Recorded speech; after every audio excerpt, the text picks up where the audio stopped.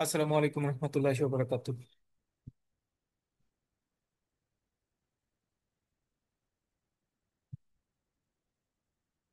Basic accounting ক্লাসে আপনাদের সবাইকে স্বাগত জানাচ্ছি। অ্যাকাউন্টিং এ এইটা আমাদের প্রথম ক্লাস।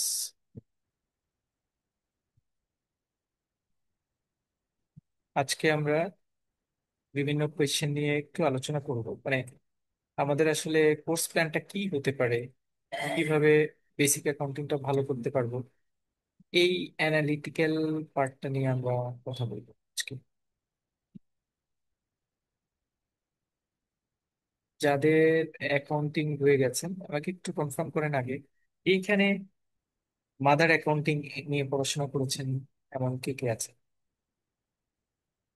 মানে অ্যাকাউন্টিং ছিল আর কি, প্রাইম সাবজেক্ট। কেউ কি আছেন? আসসালামু আলাইকুম। ওয়ালাইকুম সালাম। জি, আমি সত্যচন্দ্র শীল। আমার মেজর সাবজেক্ট অ্যাকাউন্টিং ছিল। শোভন ভাই। জি। শোভন ভাই আছেন, আর কেউ আছেন? জি, আসসালামু আলাইকুম ভাই, আমি জাহিদ বলছিলাম। জাহিদ ভাই আছেন অ্যাকাউন্টিং নিয়ে। কেউ আছেন? আইফোন থেকে জয়েন করেছেন কে? আমি আছি অ্যাকাউন্টিং এ বেসিক। আচ্ছা। আচ্ছা, আপনারা আমাদেরকে একটু কোঅর্ডিনেট করবেন, মানে পার্টিসিপেন্টদেরকে একটু কোঅর্ডিনেট করবেন বিভিন্ন ইস্যুতে আপনারা একটু কোঅর্ডিনেট করবেন। আচ্ছা, আমরা কেউ কেউ মনে করছি, মানে আমি আসলে আপনাদের যে আগের অ্যাকাউন্টিং সাবজেক্টটা ছিল, মানে আপনাদের তো 96 থেকে অ্যাকাউন্টিংটা নন মেজর হওয়ার পরে, অর্থাৎ পার্ট টু তে নন মেজর সাবজেক্ট হিসেবে অ্যাড করার পরে অ্যাকাউন্টিং এর মানে স্পিডটা কমে গেছে, কারণ পার্ট টুর অ্যাকাউন্টিংটা আসলে কেউ ওরকম নিত না। দুইজন যারা একদম এক্সেপশনাল অ্যাকাউন্টিং প্রেমী, তারা ছাড়া অন্য কেউ অ্যাকাউন্টিং সাধারণত পড়তো না বা পরীক্ষা দেওয়ার জন্য, কারণ এটা নন মেজর অন্য কোনো সাবজেক্ট নিয়ে সেটা কভার আপ হয়ে যেত। 96তম ব্যাংকিং প্রফেশনাল এক্সামিনেশনের আগের অংশটুকু আমার যতটুকু মনে আছে, আমি অ্যাকাউন্টিং নিয়ে কাজ করেছি। আমি অ্যাকাউন্টিং নিয়ে অ্যানালাইসিস করে তখনকার সময় আমি অ্যাকাউন্টিং ক্লাস নিতাম। তো যখন আবার নতুন করে এবার ব্যাক করলো অ্যাকাউন্টিং মেজর সাবজেক্ট হিসেবে, তখন আমি আসলে ওই কম্পারিজনটুকু একটু কাভার আপ করার চেষ্টা করছিলাম। কারণ আপনাদের হয়তো কোয়েশ্চেন দেখার প্যাটার্ন সুযোগ হয়নি, মানে 96, 97, 98, 99 যারা যেখানে পরীক্ষা দিচ্ছেন, আমার ধারণা কেউ অ্যাকাউন্টিং কোয়েশ্চেনটা খুলেও দেখেননি, কারণ আপনাদের আসলে প্রয়োজন পড়ে নাই, দরকার ছিল না। আগে অ্যাকাউন্টিং সাবজেক্টের নাম ছিল অ্যাকাউন্টিং ইন ফাইন্যান্সিয়াল সার্ভিসেস, আর যেটা ধরেন সাবজেক্টের নাম হচ্ছে accounting for financial institution, AFI। আর এখনকার সাবজেক্টের নাম হচ্ছে basic accounting. Keep in mind this too, মনে রাখতে হবে যে নন মেজরে যে সাবজেক্টটা আছে সেইটা যেটা ছিল 96, 97, 98, 99, সেইটার নাম ছিল অ্যাকাউন্টিং ফর ফাইন্যান্সিয়াল ইনস্টিটিউশন। আর আমাদের এখন নতুন সিলেবাসে যে সাবজেক্ট অ্যাড করেছে সেটার নাম হচ্ছে basic accounting. Accounting for financial ইনস্টিটিউশনের জন্য স্পেসিফাইড কোনো রিডিং ম্যাটেরিয়ালস ছিল না। 96 আগে, আগের সিলেবাসে যারা ব্যাংকিং ডিপ্লোমা যখন নাম ছিল, তখন যারা পরীক্ষা দিত সেখানেও কিন্তু স্পেসিফিক রিডিং ম্যাটেরিয়ালস কিন্তু ছিল। তখন ছিল যে আপনার একটা প্রশ্ন মানে একটা কনসেপ্ট আসছে, বিভিন্ন ধরনের আমরা বই পেতাম, সেগুলি দেখে ওপিনিয়ন প্রিভিয়াস ইয়ারের কোয়েশ্চেন অ্যানালাইসিস করে মোটামুটি একটা সাজেশন। এবারে আপনাদের নতুন করে যে সাবজেক্ট অ্যাড করার পরে মার্কেটে কিন্তু আইবিবি একটা বই আনলিস্টেড করেছে, দেখেছেন, আমরা দেখাবো একটু পরে। আর আমি যতটুকু, যেহেতু আমি আগের ডিপ্লোমা কোর্সের সাথে জড়িত ছিলাম অ্যাকাউন্টিং এর, আমি জানি ওখানে কোন ধরনের প্রশ্ন আসতো। তো ওই ধরনের প্রশ্ন এবং লাস্ট 5 ইয়ার্স এর কোয়েশ্চেন যখন আমি অ্যানালাইসিস করছিলাম, তখন আমি কিছু জিনিসের মিল অমিল গরমিল এরকম পাচ্ছি। প্রথমে দেখি 96 থেকে 98 পর্যন্ত এই কোয়েশ্চেন গুলিতে কি কি আসলে পরীক্ষায় প্রশ্ন আসতো। অন্য যে কোনো সাবজেক্টের তুলনায় এই সাবজেক্টটাকে একটু আমি আলাদাভাবে নিব, কারণ আপনারা খেয়াল করেছেন একটু আগে আমরা এমএফএস ক্লাস করেছি, গতকালকে ইকোনমিক্স ক্লাস করেছি, বিজনেস কমিউনিকেশন ক্লাস করেছি। প্রিভিয়াস ইয়ারের কোয়েশ্চেন অ্যানালাইসিস করার সময় আমি বোল্ডলি স্ট্রংলি সেগুলিকে সাপোর্ট করে গেছি যে এটা এরকম আসছে, এটা এরকম আসছে, এটা এরকম হবে। লাস্ট 4 ইয়ারে অ্যাকাউন্টিং এর যে প্রশ্নটা ছিল বা প্রশ্নটা হয়েছে, আপনাদের পরীক্ষার প্রশ্নটা এই আদলেই হবে এটা কিন্তু আমরা এখনো ইন্টিমেটেড না, যেহেতু সাবজেক্ট চেঞ্জ হয়েছে, নামটা চেঞ্জ হয়েছে। নামটা চেঞ্জটা খুব বড় একটা জিনিস, বাট আমরা একটা লিঙ্ক আপ করার চেষ্টা করবো। এই জন্য আমি আসলে শুরুতেই বলার চেষ্টা করেছি যে কারা অ্যাকাউন্টিং এ আছেন, যারা অ্যাকাউন্টিং এ আছেন তারা টোনগুলি একটু বুঝতে পারবেন ইজিলি, মানে বললে আপনি বুঝতে পারবেন ও ভাইয়া এটার ম্যাথ আসছে।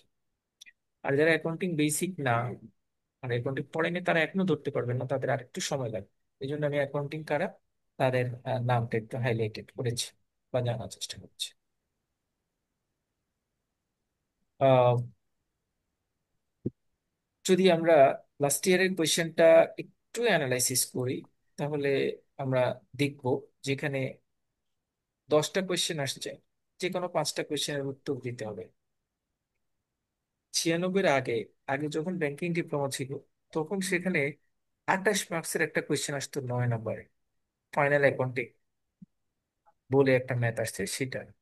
কখনো কখনো সেখানে রেশিও অ্যানালাইসিস আসতো, এবং ওই ম্যাথটা ম্যান্ডেটরি দিতে হতো। ওই ম্যাথটা যারা ভালো করতে না পারতো তারা সাধারণত পরীক্ষায় পাশ করতে পারতো না।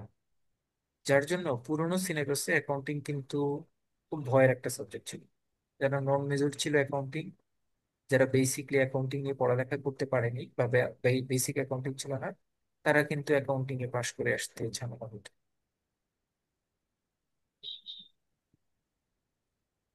নতুন সিলেবাসে 96 থেকে নতুন কোয়েশ্চেন প্যাটার্নটা আগের কোয়েশ্চেন প্যাটার্নটাকে এই জায়গাটাতে একটু চেঞ্জ করেছে। স্ট্রেট ফরওয়ার্ড বলা হচ্ছে যে যে কোনো 5টা কোয়েশ্চেনের উত্তর দাও, আপনাদেরও এটা থাকবে। মানে পুরোনো সিলেবাসে ফাইনাল অ্যাকাউন্টিং বা ম্যান্ডেটরি একটা কোয়েশ্চেন অ্যান্সার করার কোনো প্যাটার্ন আইবিবির এবারের পরীক্ষায় নাই। যে আপনার যদি অ্যাকাউন্টিং বাদ দিয়ে বাকি 11টা সাবজেক্ট, কোনো সাবজেক্টে কোনো জায়গায় ম্যান্ডেটরি কোনো জিনিস অ্যান্সার করার কোনো কিছু করার নেই। সুতরাং অ্যাকাউন্টিং এর ক্ষেত্রেও থাকবে না। এটা হচ্ছে একটা ডিসিশন আসলে। আমি কোন সিকোয়েন্সের উপরে ডিসিশন নিচ্ছি।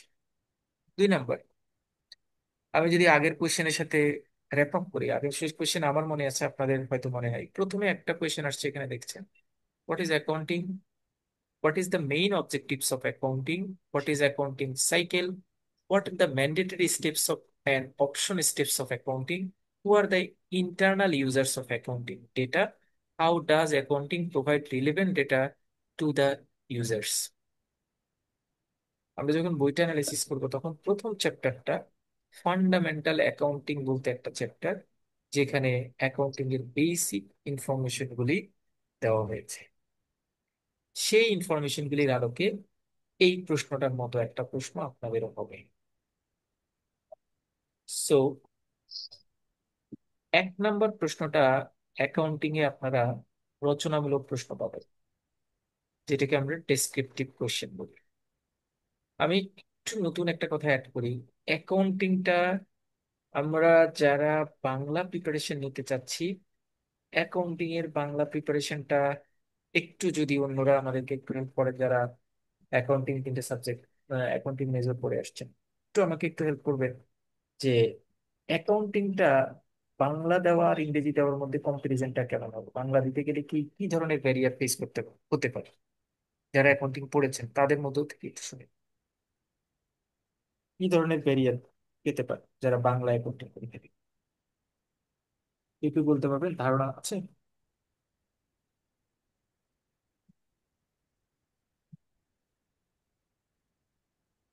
বাংলা অ্যাকাউন্টিং দিতে গেলে প্রথমত ইংরেজি টার্মগুলিকে বাংলায় কনভার্ট করে লেখা আপনার জন্য একটু টাফ হবে। মার্কেটে আপনারা যে বইগুলি পান, আমরা বিজ্ঞাপন দেখে বইগুলি পাই, এগুলি আসলে এক্সক্লুসিভ লেভেলের বই না। এগুলি একটা জিনিসকে ফটোকপি করে একটা জিনিসকে কপি পেস্ট করে অ্যাড করেছে, এতটুকুই শেষ। সেকেন্ড একটা প্যাটার্ন আমি একটু আপনাদেরকে দেখানোর চেষ্টা করি। সেটা হচ্ছে এই কোয়েশ্চেনের বাংলা পার্টটা হচ্ছে এটা।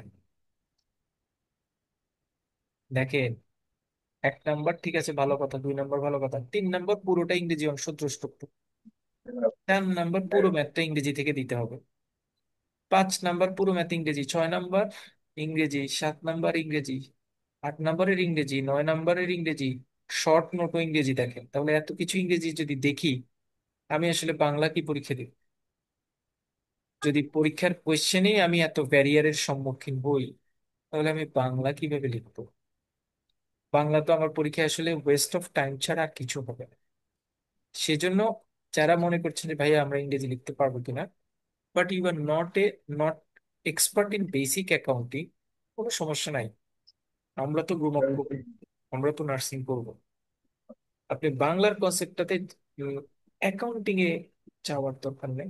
এটা আপনার হিতে বিপরীত রেজাল্ট ক্রিয়েট করবে, হিতে বিপরীত রেজাল্ট ক্রিয়েট করবে। সো একটু সবাই এই জায়গাটা একটু খেয়াল রাখবেন যে আমরা ইংরেজিতে পরীক্ষা দেওয়ার চেষ্টা করবো বা ইংরেজিতেই পরীক্ষা দেব। আমরাও সিনপসিস যেটা আছে সেটা আমরা ইংরেজিতে প্রোভাইড করবো, কারণ এই সাবজেক্টটা বাংলা নেওয়া মানে নিজের পায়ে নিজে কুড়াল মারার সমান। যারা বলছেন ভাই আমি তো কিছুই পারি না, তারা ইংরেজি দিয়ে পড়বেন, তাহলে আপনারা পারবেন, বুঝতে পারবেন। বাংলাতে ইংরেজি টার্মগুলিকে বাংলায় নিয়ে জাবেদা, খতিয়ান, এগুলি এখনকার যুগে মানে খুব বেশি ফিজিবল রেজাল্ট দিতে পারে না, দেয় না। তো সবাই আমরা ইংরেজি পরীক্ষা দিব, এটুকু মোটামুটি প্ল্যান।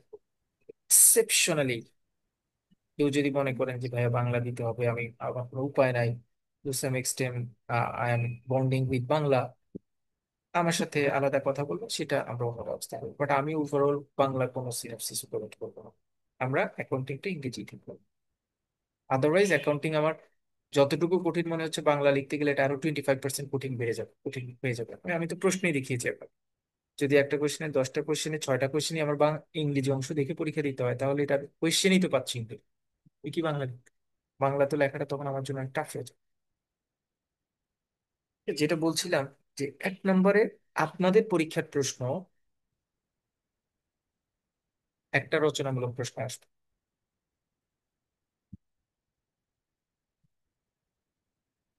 যদি বাংলায় পরীক্ষা দিতে চান, ম্যাথ ইংরেজি লিখে যদি ম্যাথ ইংরেজিতে লিখে থিওরিটা বাংলা লিখেন, হ্যাঁ লিখতে পারবেন, এটা একটা সমস্যা নেই। কারণ আপনাকে তো একটু একটা টেকনিক্যাল ইস্যুস বলে রাখি। যদি কোনো পরীক্ষার প্রশ্নে আপনি দেখেন, যে কোনো সাবজেক্ট, যারা বাংলায় ফ্যাসিনেটেড বা বাংলা লিখতে চান, যদি কোনো পরীক্ষার প্রশ্নে মানে একটা বাংলা লেখা মানে কিন্তু 1 2 3 কিন্তু বাংলা এরকম 1 2 3 না। কিন্তু যখনই কোনো একটা প্রশ্ন আপনাকে বলে দিবে ইংরেজি অংশ দ্রষ্টব্য, তখন কিন্তু আপনার বাংলা লিখলো আপনার কিন্তু ভাইবেল হয়ে যাচ্ছে এই ইংরেজিটা লেখা। মানে তখন আপনি কিন্তু লিখবেন ইংরেজির এই ডিজিট গুলির উপর বেস করে। মানে পুরো এইটাই আপনার এখন প্রশ্ন। মানে আপনি 1 তারিখ, এটা কিন্তু আপনি 01 বাংলায় লিখবেন না, 05 বাংলায় লিখবেন না, 10 বাংলায় লিখবেন না, এই 25,000-কে বাংলায় লিখবেন, এগুলি কিন্তু সব ইংরেজি লিখতে হবে। খেয়াল রাখতে হবে কিন্তু কথাটা, এটা কিন্তু খুব জরুরি কথা। অনেকে আগে এটা ভুল করতো। অ্যাকাউন্ট মানে অর্থনীতি পরীক্ষার সময় আমরা দেখেছি যে ইংরেজি অংশকে বাংলা ট্রান্সফার করে যখন করেছে, তখন 3 নম্বর প্রশ্নে এসে ওই ইংরেজি প্রশ্নটাকে বাংলায় কনভার্ট করে লিখেছে, সংখ্যাগুলিকে বাংলায় লিখেছে। তখন যদি আপনি বাংলা পরীক্ষা দেন, তখন এটাকে বাংলায় লিখতে হবে। 2টা নিয়ম আছে কিন্তু। একটা হচ্ছে যদি বলে ইংরেজি অংশ দ্রষ্টব্য, তাহলে ইংরেজি ম্যাথে যেটা যেভাবে লেখা আছে আপনি সেভাবে লিখবেন। ওটাকে বাংলা করার কোনো সুযোগ হবে না, ইংরেজি ওভাবে লিখবেন। আর যদি ইংরেজি অংশটাকে বাংলায় বাংলায় ট্রান্সলেট করে লেখে, ম্যাথ হোক যাই হোক, তখন আপনি ওই ম্যাথটা বাংলায় করবেন, তখন আবার ইংরেজি করতে পারবেন। দুইটার পার্থক্যটা কি সবাই বুঝতে পারছেন? কারো কোনো কনফিউশন আছে এই জায়গায়? শুধুমাত্র এই সাবজেক্ট না, সকল সাবজেক্টের ক্ষেত্রে বলা।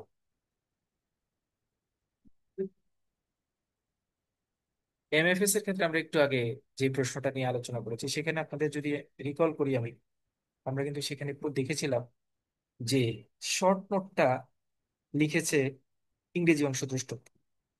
তাহলে শর্ট নোটের শিরোনাম ধরেন বাংকা ইন্স্যুরেন্স, আপনি কিন্তু বাংকা ইন্স্যুরেন্স ইংরেজিতে লিখবেন, লিখে সেটার অর্থ বাংলায় লিখবেন, মানে ডেসক্রিপশনটা বাংলা লিখবেন। কিন্তু বাংলা ইংরেজি যেহেতু আপনাকে ইংরেজি অংশ দেখতে বলছে, সুতরাং ইংরেজি অংশের শিরোনাম যেটা সেটা ইংরেজিতে আপনার, ওইটা বাংলা লেখার দরকার নাই, যদি লিখবেন হবে, কিন্তু লিখবেন না, কারণ আপনাকে ইনস্ট্রাকশন যেভাবে দিয়েছে সেভাবে। আর এইখানে আপনাকে ইনস্ট্রাকশন দেওয়া হয়েছে উপরের কোয়েশ্চেন গুলি পড়েন। সো আপনি উপরের কোয়েশ্চেন গুলি দেখবেন, সে অনুযায়ী লিখবেন। কেউ যদি বাংলায় লিখতে চান, যে ভাইয়া যেমন ম্যাডাম কোয়েশ্চেন করেছে যে 1 2 বাংলা, 3 নম্বর ম্যাথ, আমি ম্যাথটা ইংরেজিতে লিখবো, বাকি অংশটুকু বাংলায় লিখবো, এটা সম্ভব কিনা শুনুন। যদি একান্তই মনে করেন যে আমার লেখা দরকার, আপনি লিখতে পারেন, তবে আপনি একটু ব্যারিয়ার ফেস করবেন, একটু করছে না। আমরা যেখানে ছিলাম, আমরা ছিলাম এখানে একটা ব্রড কোয়েশ্চেন আসছে 2 নম্বরে। এই পরীক্ষায় আরেকটা ব্রড কোয়েশ্চেন আসছে, সেটা হচ্ছে what is basic accounting equation, define it's component. তারপরে আরো আরো এগারো এগারো দিয়ে একটা প্রশ্ন আসছে 3 নাম্বার। দুইটা ব্রড কোয়েশ্চেন আসছে, কিন্তু আপনারা আপনাদের ক্ষেত্রে চিন্তা করবেন, পুরোনো সিলেবাসেও দুইটা ব্রড কোয়েশ্চেন আসতো, ম্যাথ থাকতো না, দুইটা ব্রড কোয়েশ্চেন থাকতো। আমরা ধরে নিব আমাদের একটা ব্রড কোয়েশ্চেন থাকবে। 3 নম্বরে এখানে একটা ম্যাথ আসছে, 3 নম্বরে একটা ম্যাথ আসছে। সেই ম্যাথে বলা হয়েছে prepare journal entries, prepare necessary ledger accounting, prepare trial balance. অর্থাৎ journal, ledger, trial balance related একটা ম্যাথ। অ্যাকাউন্টিং আমরা যখন পড়তে যাব, এই 3টা জিনিস রিলেটেড একটা ম্যাথ থাকবে, সেরকম একটা ম্যাথ আসছে। এরকম একটা ম্যাথ আমরা প্র্যাকটিস করবো। তাহলে প্রথম কোড করছি আমরা, যে journal, ledger, trial balance related একটা ম্যাথ থাকে, সেটা আমার মোটামুটি হয়তো অ্যান্সার করতে হবে। একটা ম্যাথের টোন পেলাম, জার্নাল, লেজার, ট্রায়াল ব্যালেন্স একসাথে একটা। 2 নম্বরে এখানে আপনাদের যে ম্যাথ মানে কোয়েশ্চেনটা আসছে, এখানে অল ট্রানজেকশন টেবুলার অ্যানালাইসিস বলতে একটা ম্যাথ আছে, মানে ট্রানজেকশন অ্যানালাইসিস প্রসেস, এরকম একটা ম্যাথ থাকে। কিন্তু এখানে ম্যাথটা আসে নাই, এখানে আসছে লেজার, জার্নাল, লেজার, ট্রায়াল ব্যালেন্সের একটা ম্যাথ আসছে। Okay? তাহলে এখন পর্যন্ত আমরা অ্যাকাউন্টিং এর 2 ধরনের ম্যাথের কথা জানতে পারলাম, একটা হচ্ছে ট্রানজেকশন অ্যানালাইসিস, আরেকটা হচ্ছে জার্নাল, লেজার, ট্রায়াল ব্যালেন্স। 3 নম্বর, এখানে 4 নম্বর ম্যাথ আসছে trial balance of a company. একটা কোম্পানির ট্রায়াল ব্যালেন্স দেওয়া আছে, বিভিন্ন এডিশনাল ইনফরমেশন দেওয়া আছে, দেওয়ার পরে বলেছে যে required a multiple step income statement তৈরি করতে, statement of change in owner security, a classified balance sheet তৈরি করতে বলেছে। এইটাকে ফর্মাল ভাষায় আমরা অ্যাডজাস্টিং এন্ট্রি বলি। হ্যাঁ, যারা অ্যাকাউন্টিং আছেন তারা জানেন। তাহলে 4 নম্বর আরেকটা ম্যাথ আসছে, it is called adjusting entry. তাহলে ledger, journal, trial balance, adjusting entry related একটা ম্যাথ এখন পর্যন্ত পেলাম 4। 5 নম্বরে এখানে describe the constraint inherent and presentation of accounting information. Would you please suggest them? Cash collect on account. তারপরে যদি accounting debited fund এত, the two students are discuss about their trial balance. They wonder whether the following errors are occurred. Trial ব্যালেন্সের offer আসছে, এই টাইপের একটা math থাকে। এটা এক্সেপশনাল ম্যাথ, এখানে 2টা ম্যাথকে অ্যাড করেছে, আমরা ফর্মাল ইস্যুতে এটা যাবো না। 6 নম্বরে যাব income statement of a company. এখান থেকে আমাকে রেশিও অ্যানালাইসিস করতে বলেছে, রেশিও অ্যানালাইসিস একটা ম্যাথ আসে। সো এটা হচ্ছে আমার কোটের নেক্সট পয়েন্ট। 7 নম্বরে আমি দেখতে পাচ্ছি কোনো একটা কোম্পানির ফাইন্যান্সিয়াল পজিশন দেওয়া আছে, দেওয়ার পরে আপনাকে এখানে ম্যাথ করতে বলেছে। এডিশনাল ইনফরমেশন, ডিপ্রিসিয়েশন ইনফরমেশন দিয়েছে, ডিভিডেন্ড ইনকাম ইত্যাদি ইত্যাদি দিয়েছে। Prepared statement of cash flow statement, cash flow statement বলতে আরেকটা ম্যাথ আসে। এখানে সাধারণত ক্যাশ ফ্লো স্টেটমেন্টে 2 রকম মেথড থাকে, একটা হচ্ছে ডিরেক্ট মেথড আর একটা হচ্ছে ইনডাইরেক্ট মেথড, আমরা করলে বুঝবো। আমি জাস্ট টোনটা জানছি যে কি কি আসে। 8 number, then another math, each of the following listed are at prepared a current trial balance, একটা ট্রায়াল ব্যালেন্স করতে বলেছে। আপনার ফাইন্যান্সিয়াল স্টেটমেন্ট দেওয়া আছে, সেখান থেকে একটা ট্রায়াল ব্যালেন্স করতে বলেছে, ফাইনাল অ্যাকাউন্টিং। দেন আবার আরেকটা math, additional information for adjusted entries, prepared A worksheet, একটা ওয়ার্কশিট করতে বলেছে। তারপরে সব আসছে। মানে আমি এই পরীক্ষার কোয়েশ্চেন অ্যানালাইসিস করে যেটা বুঝলাম সেটা হচ্ছে 7টা ম্যাথ আসছে, একটা শর্ট নোট আসছে, 2টা ব্রড কোয়েশ্চেন আসছে। ম্যাথগুলির মধ্যে যদি আমি হাইলাইটেড হই, কি কি ম্যাথ আসছে: journal ledger trial balance related একটা ম্যাথ আসছে, অ্যাডজাস্টিং এন্ট্রি রিলেটেড একটা ম্যাথ আসছে, ক্যাশ ইনফ্লো আউটফ্লো রিলেটেড একটা ম্যাথ আসছে, ফাইনাল অ্যাকাউন্টিং এর একটা ম্যাথ আসছে। মোটামুটি এতটুকু আমি দেখেছি। 98 প্রশ্নতেও ক খতে দেখতে পাচ্ছি 2টা ব্রড কোয়েশ্চেন আসছে, ফাইন। 3 নম্বরেও অনেকখানি ব্রড কোয়েশ্চেনের মতো, যাতে আপনাকে অ্যানালাইসিসটা পার্টটা কভার করেছে। 4 নম্বরে একটা ম্যাথ আসছে, যেটা জার্নাল লেজার ট্রায়াল ব্যালেন্সে কমন আসছে। তারপরে 5 নম্বরে আসছে dividend from the write the difference between cash flow statement, cash flow স্টেটমেন্টের ম্যাথ আসছে, ইনডাইরেক্ট মেথডে ক্যাশ ফ্লো স্টেটমেন্টের ম্যাথ আসছে। তারপরে 6 নম্বরে আসছে analysis the regulation of the following process, trial ব্যালেন্সের একটা final accounting, journalise the entries, journal মানে অ্যাডজাস্টিং এন্ট্রি আসছে। 7 নম্বরে ফাইন্যান্সিয়াল স্টেটমেন্ট, ফাইনাল অ্যাকাউন্টিং এর ম্যাথটা আসছে। তারপরে 8 নম্বরে রেশিও অ্যানালিসিস আসছে। 9 নম্বরে ফর্মাল, এটাকে মানে ফাইনাল অ্যাকাউন্টিং যেটা, মাল্টিপল ইনকাম স্টেটমেন্ট, ওনার সিকিউরিটি স্টেটমেন্ট, যেটা ফর্মাল ফাইনাল অ্যাকাউন্টিং, এই ম্যাথটাই আগে 28 মার্কসে আসতো, এই ফাইনাল অ্যাকাউন্টিং এর math. Okay, different types of math থাকছে, 7-8 রকমের ম্যাথ। শর্ট নোট আসছে 5টা, 1 2 3 4 5 6 7 8 9 10। মানে ঘরে নিয়ে শর্ট নোট দিয়ে আসছে যে আপনি লেখেন ভাই, শুধু লেখেন একটু।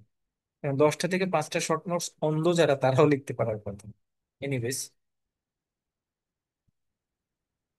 এর আগের প্রশ্ন, ডেসক্রিপশন একটা প্রশ্ন আসছে, সেকেন্ড ডেসক্রিপশন কোয়েশ্চেন, 3rd নম্বরে গিয়ে ডেসক্রিপশন কোয়েশ্চেন আসে না।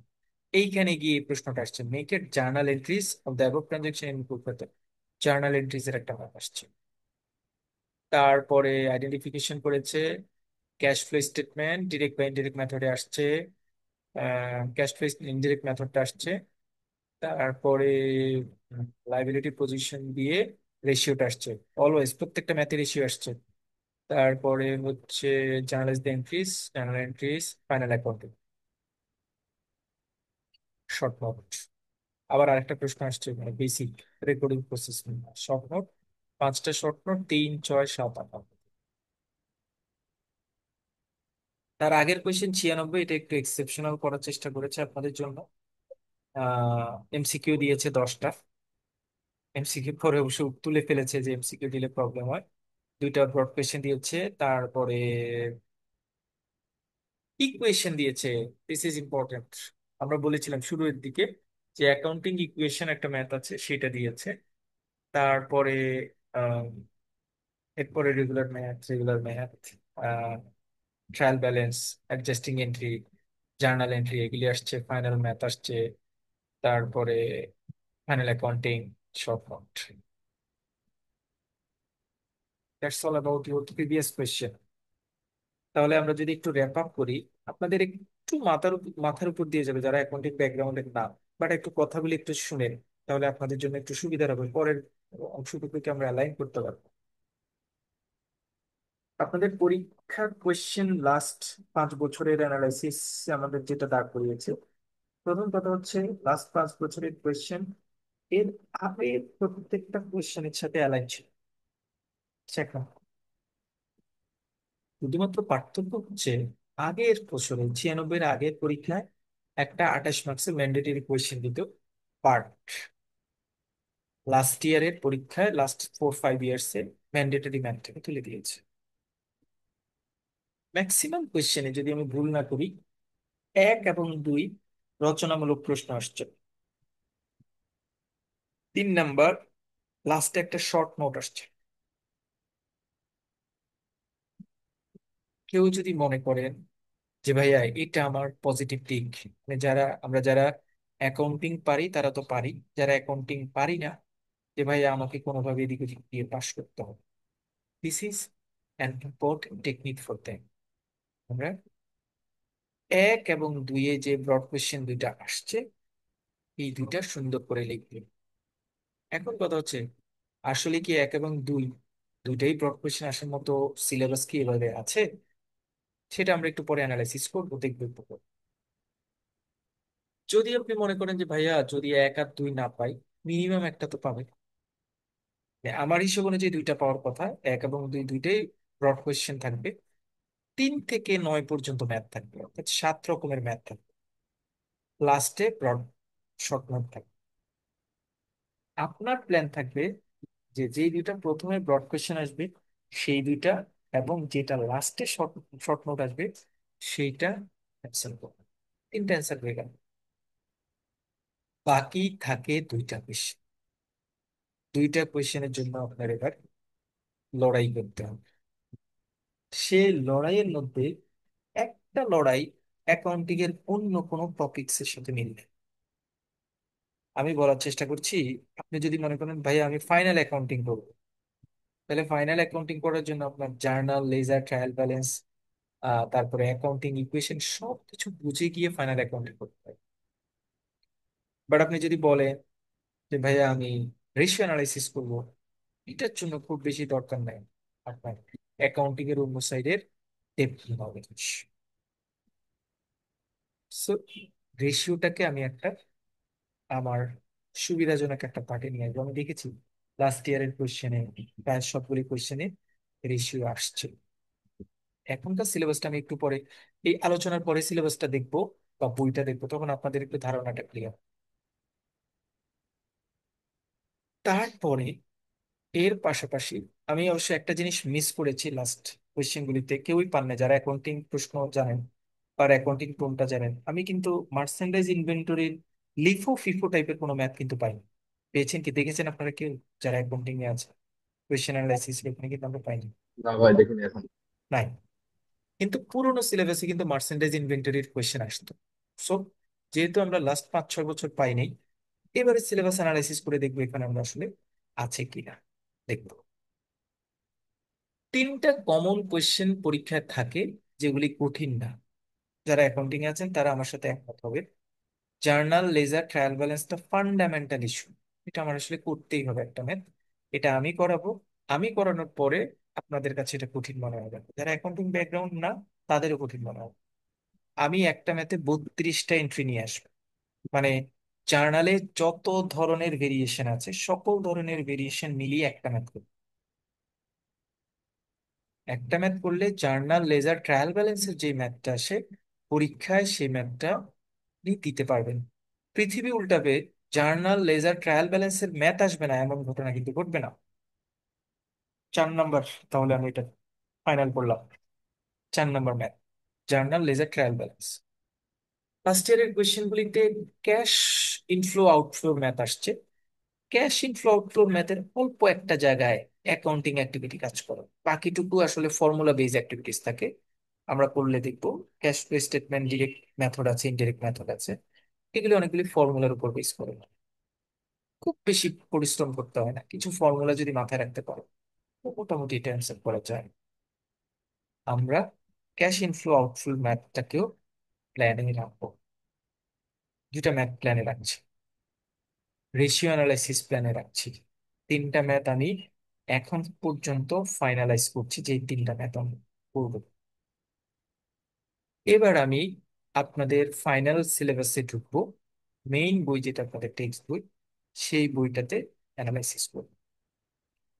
ভুলেও কেউ এই বইয়ের বাহিরে অন্য কোনো বই কিনে দেখে বিগত বছরের বোর্ড প্রশ্নের সলিউশন ইত্যাদি ইত্যাদি কোনো অ্যানালাইসিসের দরকার নেই।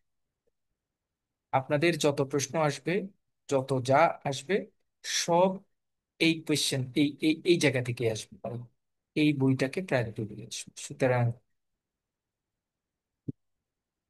বিগত বছরের প্রশ্ন, এখানে এটা আছে ওখানে এটা আছে, কোনো ধরনের অ্যানালাইসিসে আপনার যাওয়ার দরকার। বুকটার মধ্যে আমি দেখি কি আছে।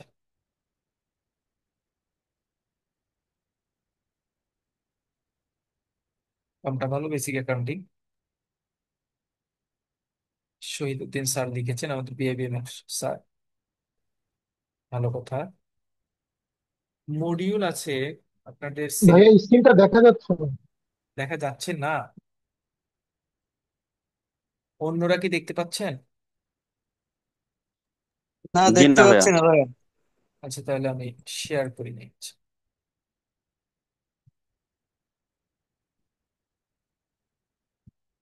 এখন দেখা যায়? আসতেছে। এখন দেখতে পাচ্ছি। ওকে। যদি আমি টেবিল অফ কন্টেন্টটা চিন্তা করি, তাহলে module A, module B, module C, module D, module E, module F, total আপনাদের 6টা মডিউল আছে। এই 6টা মডিউল নিয়ে আলোচনা আমরা একটু দেখি কি কি আছে। মডিউল এ সিলেবাস ওয়াইজ না দেখে আমরা টপিকসটার মধ্যে চলে যাই, বইতেই যাই সরাসরি। প্রথম চ্যাপ্টার, মডিউল এ। মডিউল এ, এখানে বলা হচ্ছে আসলে অ্যাকাউন্টিং এর ডেফিনিশন আছে, ফাংশন অফ অ্যাকাউন্টিং আছে, সুন্দর করে লিখছে। পারপাস অফ অ্যাকাউন্টিং ডেফিনেটলি সুন্দর, একদম পয়েন্ট করে ছোট সুন্দর করে লিখেছে।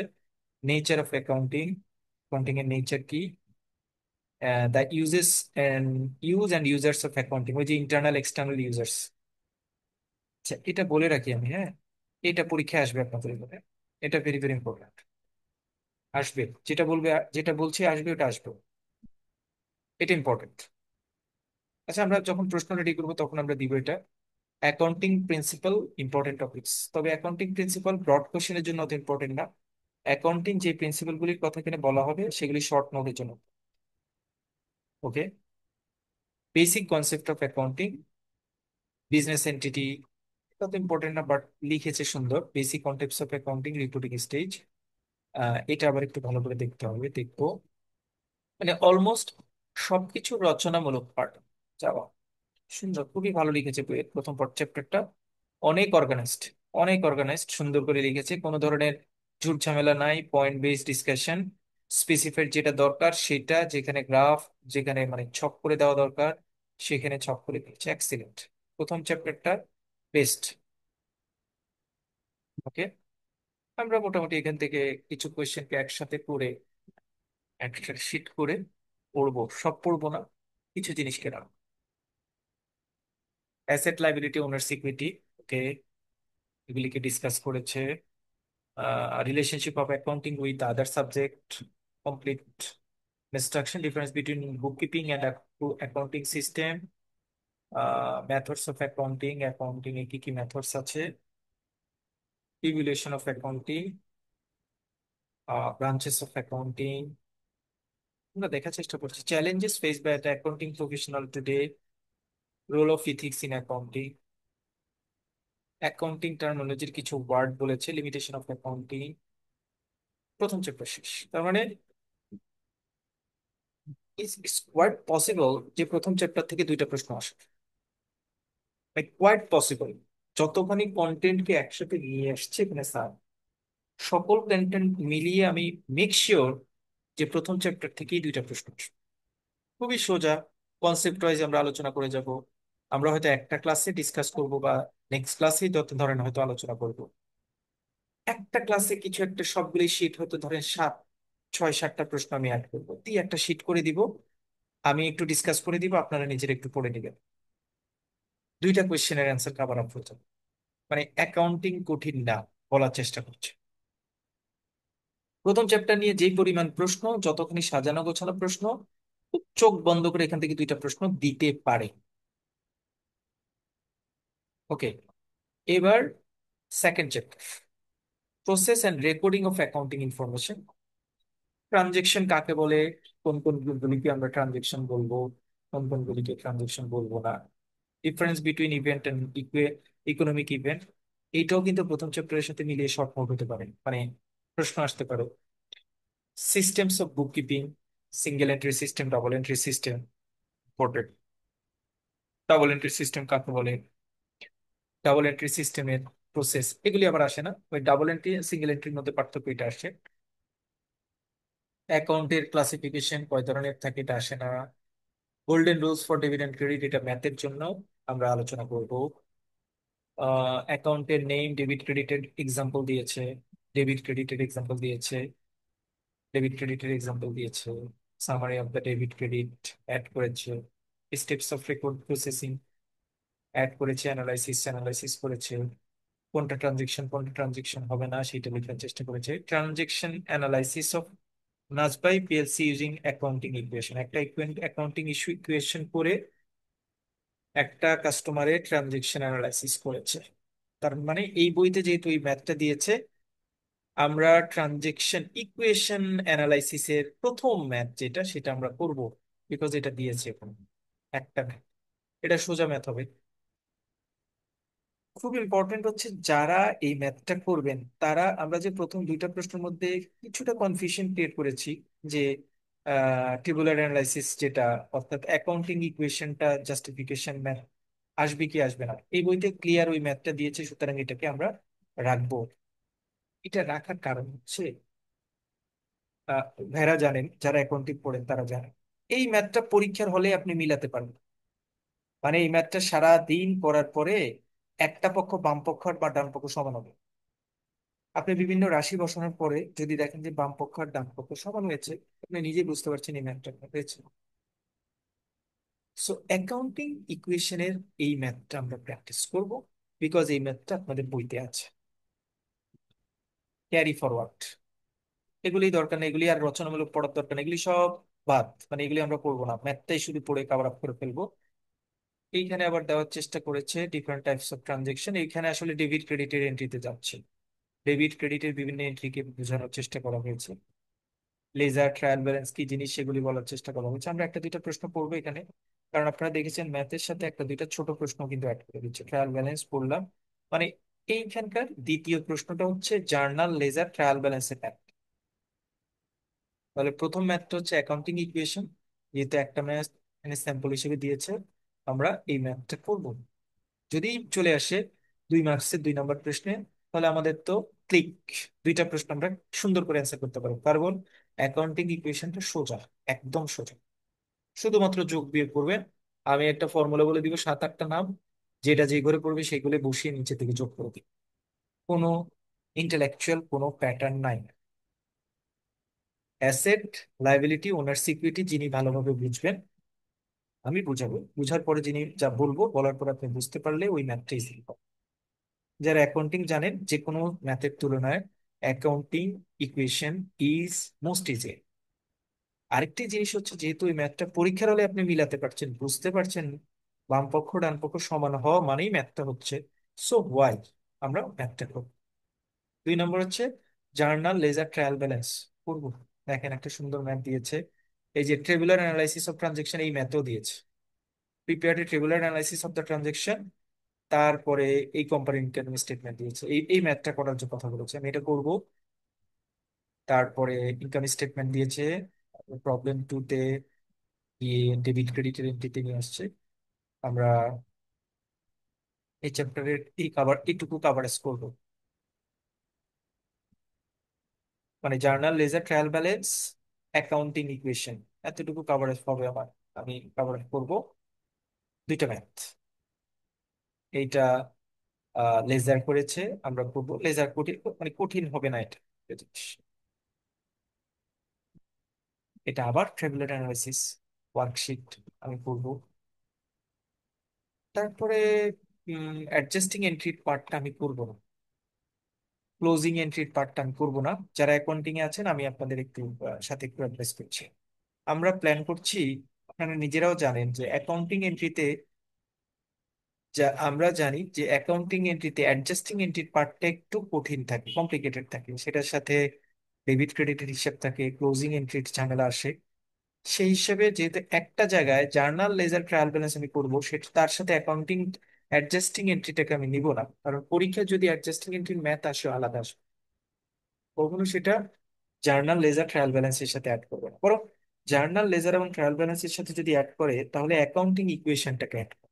সো আমি যেহেতু প্রথম ম্যাথ অ্যাকাউন্টিং ইকুয়েশন করছি, সেইটার সাথে আমি জার্নাল এবং জার্নাল লেজার ট্রায়াল ব্যালেন্সটাকে একসাথে, ক্লোজিং এন্ট্রির অ্যাডজাস্টিং এন্ট্রির যে ম্যাথটা থাকবে সেটা আমি বাদ দিব, করবো না এটা।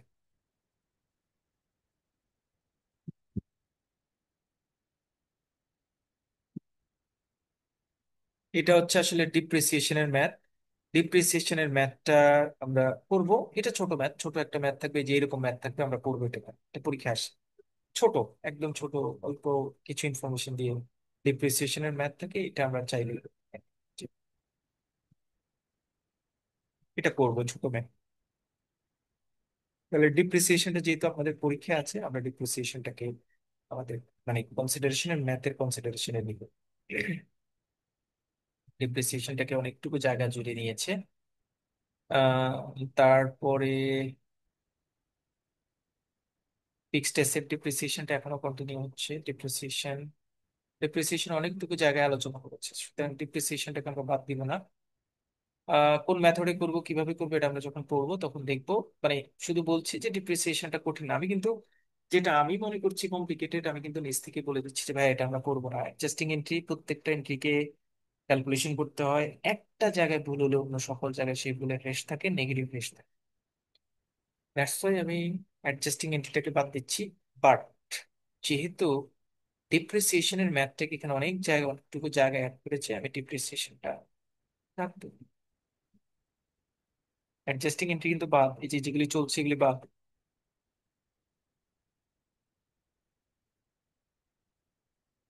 চ্যাপ্টার নাম্বার 2 শেষ। চ্যাপ্টার নাম্বার 2 থেকে তাদের হিসাব অনুযায়ী আসলে ম্যাথ থাকছে চারটা। চার ধরনের ম্যাথের প্র্যাকটিস দেখিয়েছে তারা। এক হচ্ছে অ্যাকাউন্টিং ইকুয়েশন, 2 নম্বর হচ্ছে জার্নাল লেজার ট্রায়াল ব্যালেন্স, একসাথে আমি যদি বলি অ্যাডজাস্টিং এন্ট্রিস, ডিপ্রিসিয়েশন। এই তিনটা, চারটা ইভেন্ট থেকে চারটা ম্যাথ আসার সম্ভাবনা বেশি। চারটাই আসবে, চারটাই আসার সম্ভাবনা বেশি। যদি চারটা না আসে মিনিমাম তিনটা আসবে। আমি এখান থেকে ডিপ্রিসিয়েশনটা করব, অ্যাকাউন্টিং ইকুয়েশনটা করব, জার্নাল লেজার ট্রায়াল ব্যালেন্স। তিনটা ম্যাথ আমরা এখন পর্যন্ত ফিক্স করেছি। Analysis of financial statement, ratio analysis করব। রেশিও অ্যানালাইসিসটা আমরা রাখবো, এটা আমাদের 4 নম্বর ইস্যু। এটা করবোই, কারণ এটা পরীক্ষায় আমরা দেখেছি আসলে ফর্মুলা বেস, ফর্মুলা যদি ভালোভাবে বুঝতে পারেন তাহলে আপনি ভালো মার্কস পাবেন পরীক্ষায়। আবার এখানে একটা অ্যাডভান্টেজ আছে, সেটা হচ্ছে যেহেতু রেশিও অ্যানালাইসিস আলাদা আলাদা ভাবে আসে, কোন একটা যদি ভুল হয়, একটা সঠিক হলে সেটার মার্কসই একটা পেয়ে যাবে, ভুল হলে সেটার মার্কস কাটাবে। এটা একটা অ্যাডভান্টেজ আছে ratio analysis. So ratio analysis এইটাকে আমরা আমরা কিছু ফর্মুলা দিয়ে দিব আপনাদের, তারপরে একটা বা দুইটা ম্যাথ প্র্যাকটিস করবো সকল ফর্মুলা দিয়ে, ব্যাস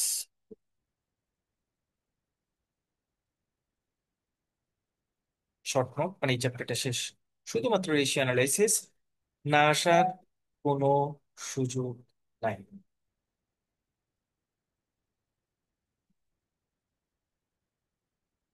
financial statement,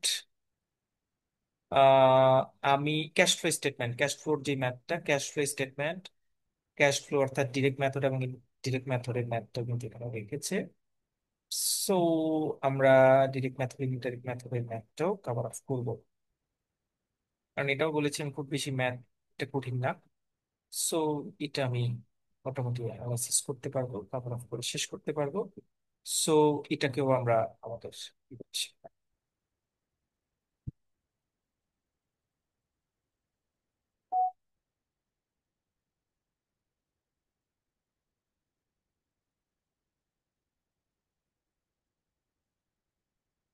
continue, continue, continue, continue.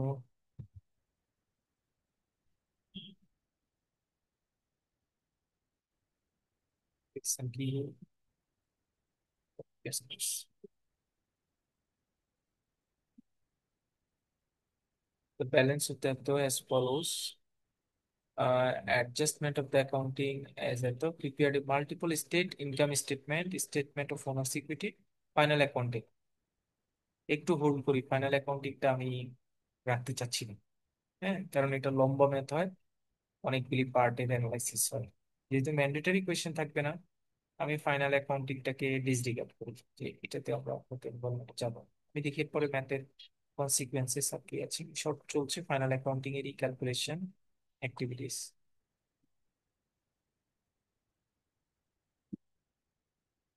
কিছু জায়গায় কপি পেস্ট করতে গিয়ে ওই যে ব্লার লাইক লেখাগুলি হয়তো আমাদের একটু অ্যাম্বিগুয়াস সিচুয়েশন ক্রিয়েট করবে, বাট ওভারঅল বইটা ভালো, ওভারঅল বইটা গোছানো।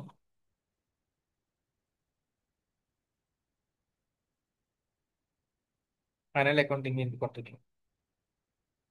Final accounting working, calculate the proposed dividend capital as per trial balance, subscript paid of capital, profit loss statement. ভাইয়া বইটা কি নীলক্ষেত ভার্সন পাওয়া যায়? এই অ্যাভেলেবল মার্কেটে? এটা মার্কেটে অ্যাভেলেবল, মানে এটা তো আইবিবি, আইবিবি তে পাওয়া যায়, নীলক্ষেতে অলরেডি তারা বের করে ফেলছে, এতে কোনো সন্দেহ নাই। বইটা পাবে না, 200 টাকা তো নিবে। আইবিবির বইটাই নেবেন, অন্য কিছু না, কিন্তু অন্য কারো কোনো রাইট হবে। Statement of cash flow practical problem আমরা পড়েছি। হ্যাঁ, এটা পাওয়া যায়, মার্কেটে পাওয়া যায়। Income statement, net net increase decrease in cash, dividend provident, এটা রাখতে চাচ্ছি। Cash flow direct indirect method থাকবে আমাদের। ফাইনাল অ্যাকাউন্টিং এর ইস্যুটাকে বাদ দিচ্ছি। আচ্ছা, আমরা কিন্তু লিফো ফিফো কিন্তু পাইনি, কোনো জায়গায় এখনো পাইনি, নাই। সো আগাচ্ছি। এটা হচ্ছে ডিরেক্ট ইনডিরেক্ট মেথড, এটা আমরা রাখবো আমাদের আলোচনায়। এটা কঠিন হবে না, আমরা পড়লে এটা সোজা হচ্ছে। এখন মনে হচ্ছে যে ভাই এত দ্রুত যাচ্ছেন, এত ম্যাথের কথা বলছেন, মাথার উপর দিয়ে যাচ্ছে না, এত কঠিন না। আমি অ্যানালাইসিস করে বের করছি যে কোনটা কঠিন হবে, কোনটা কঠিন হবে। Introduction, types of financial statement for bank, balance sheet, liability, এটা সম্ভবত একটা রিটেন পার্ট। এখানে কোনো ম্যাথের কোনো ইস্যুস দেখি না। ফান্ডামেন্টাল একটা ইস্যুতে আসছে যে structure content of prepare financial statement of A bank, একটা ব্যাংকের ফাইন্যান্সিয়াল স্টেটমেন্টটা কেন, অফ ব্যালেন্স শিট আইটেমগুলি বলা, পাঁচ schedule profit loss calculation, cash flow statement, statement charges inquiry, এগুলি ম্যাথের না, এগুলো হচ্ছে আপনার ব্যাংকের ফাইন্যান্সিয়াল স্টেটমেন্টটা বোঝার জন্য দেওয়া বেসিক ফান্ডামেন্টাল, ম্যাথ না। ডিপোজিট এন্ড আদার না, এগুলি এগুলি থেকে সাধারণত পরীক্ষায় ম্যাথ আসবে না। এগুলি আমরা বেসিক বোঝার জন্য আর কি একটু এই চ্যাপ্টারটা জরুরি। ধরেন অনেকখানে ওই যে শর্ট নোট বা এগুলির জন্য এটা। Total capital, capital surplus, depreciate, total asset, total liability, একটা ব্যাংকের ব্যালেন্স শিট অ্যানালাইসিস করে প্রসেস করা ম্যাথ নয়।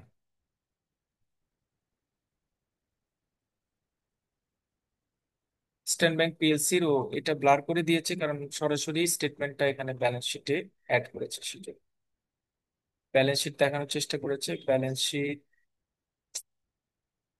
এটা কি পারে একটা বইতে সরাসরি এইভাবে দেওয়া, পাবলিকলি একটা ব্যাংকের স্টেটমেন্ট?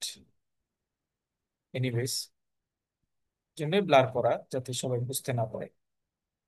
স্যাম্পল বেসিসে দিয়েছে আসলে। এই স্যাম্পলটা আমরা যেটা করব, এটা ম্যাথ না, আমরা আসলে এই কোয়েশ্চেনের অ্যানালাইসিসটা আসলে করব। এই যে দেখ, what is the significance of BRPD circular number 14 in the preparation of bank financial statement in Bangladesh, এই সার্কুলারটা পড়ব।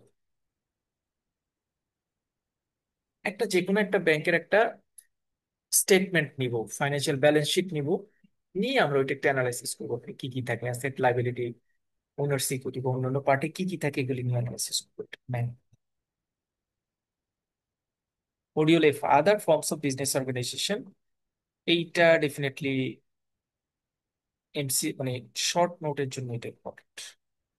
বিভিন্ন ধরনের কোম্পানির নাম আমরা পড়তে গেলেই বুঝতে পারবো। মানে আপনারা মেক শিওর থাকবেন, দুইটা ব্রড কোয়েশ্চেন আপনাদের থাকবে, একটা শর্ট নোট থাকবে, আমি ফুল ডিটারমাইন্ড, কোনো সন্দেহ নাই। দুইটা ব্রড কোয়েশ্চেন থাকবে, একটা শর্ট মানে শর্ট নোটের কোয়েশ্চেন থাকবে। কারণ এখানে আমরা প্রথম চ্যাপ্টার, দ্বিতীয় চ্যাপ্টার, প্রথম চ্যাপ্টার ফুল, এই চ্যাপ্টারটা ফুল, দেখেন ডেসক্রিপশন, সুতরাং দুইটা ব্রড কোয়েশ্চেন না থাকার কোনো সম্ভাবনা দেখি না। আলোচনা শেষ। এতটুকু আলোচনার মধ্যে আমরা যেটা বুঝতে পারলাম যারা অ্যাকাউন্টিং আমাদের সাথে আছে, আমরা একটু অ্যানালাইসিস করি এখানে পুরো বইতে কি কি ম্যাথ পেয়েছি। প্রথমে অ্যাকাউন্টিং ইকুয়েশনের একটা ম্যাথ পেয়েছি, যেটা আমরা করব বলে ডিসিশন নিয়েছি। কারণ এই ম্যাথটা সোজা ম্যাথ, কোনো ধরনের আর্টিফিশিয়াল ইন্টেলিজেন্সি বা ইন্টেলেকচুয়াল ইফিসিয়েন্সি সেখানে দেখানোর দরকার হয় না। শুধুমাত্র অ্যাসেট লাইবিলিটি ওনার সিকিউরিটি কেউ যদি ভালো বুঝেন তাহলে সেই ম্যাথটা অ্যান্সার করতে পারবেন। সেই ম্যাথের বাম পক্ষ অ্যাসেট এবং লাইবিলিটি প্লাস ওনার সিকিউরিটি সবসময় মিলতে হয়। পরীক্ষার হলে মিলানোর পরে আপনি বুঝবেন আপনার। Number one. Number two, journal ledger trial balance আমরা করব। এটা হচ্ছে 2 নম্বর ম্যাথ। 3 নম্বর ম্যাথ হিসেবে আমরা সিলেক্ট করেছি ডিপ্রিসিয়েশনের একটা ম্যাথ আছে। ডিরেক্ট ডিপ্রিসিয়েশনের ক্ষেত্রে একটা ম্যাথ আছে, ডিক্লাইনিং মেথড। 4টা মেথড আছে, আমরা মেথডগুলি ব্যাখ্যা করে ফর্মুলাগুলি গোছালেই ম্যাথটা সোজা। 3। 4 নম্বরে আমরা একটা ম্যাথ করব, সেটা হচ্ছে ক্যাশ ফ্লো স্টেটমেন্ট, অর্থাৎ ক্যাশ ইনফ্লো এবং ক্যাশ আউটফ্লো যে ম্যাথটা আছে সেটা। এই ম্যাথগুলি এখন পর্যন্ত আমি ফাইনাল করেছি যে এই ম্যাথগুলি আমাদের আমাদের ট্র্যাকের মধ্যে থেকে এই ম্যাথগুলি আমরা দিতে পারবো। তাহলে আমাদের ট্র্যাকের মধ্যে থেকে আমরা যে ম্যাথগুলি সিলেক্ট করেছি সেটা হচ্ছে cash flow statement, journal ledger trial balance, accounting equation, depreciation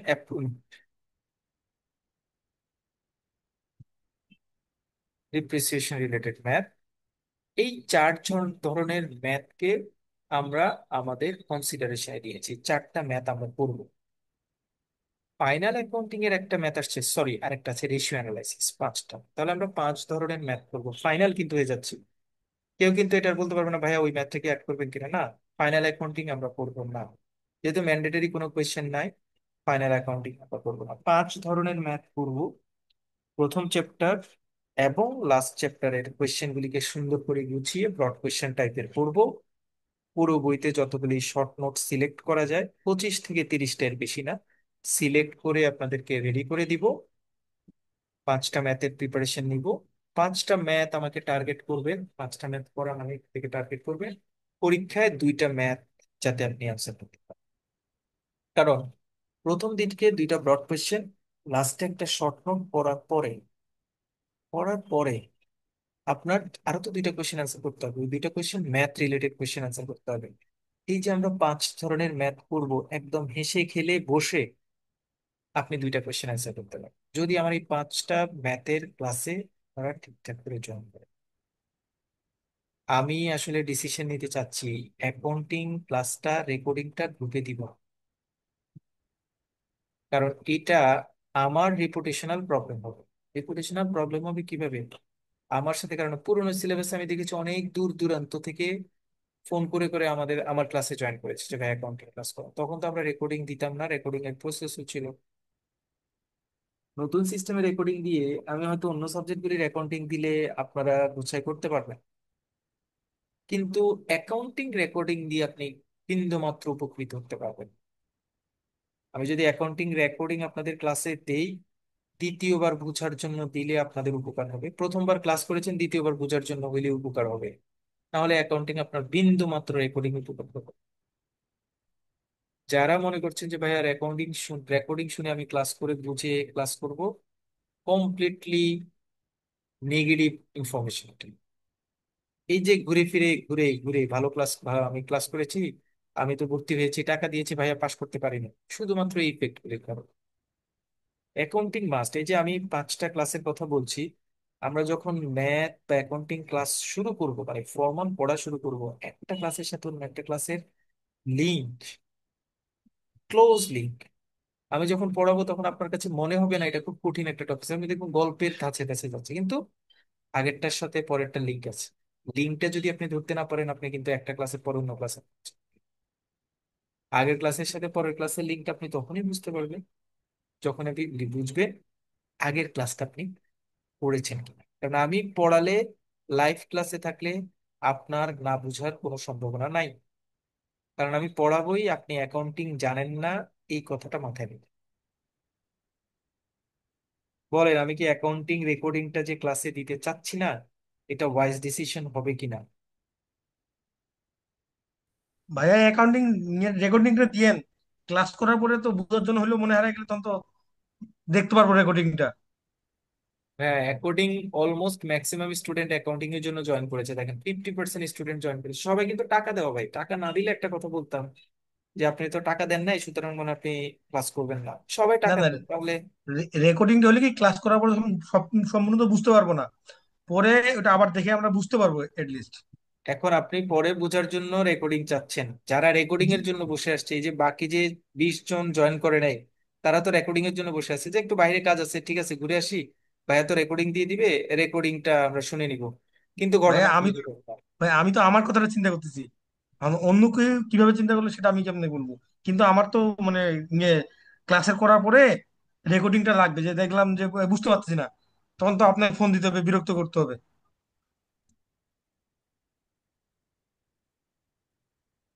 hello.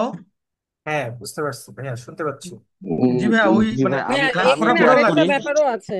ধরেন আপনি রেকর্ডিংটা আপনি আমাদেরকে শেয়ার করছেন না আমাদের বেটারমেন্টের জন্য, নো ডাউট, বাট ধরেন আমরা যারা রেগুলার ক্লাস করছি, সাপোজ ওই দিন আমার একটা প্রবলেম হলো, একটা বিপদ হলো, আমি ক্লাসটা অ্যাটেন্ড করতে পারলাম না, ফ্যামিলি ক্রাইসিস হলো, সেক্ষেত্রে রেকর্ডিংটা না পেলে তো আমরা লুজার হয়ে যাব।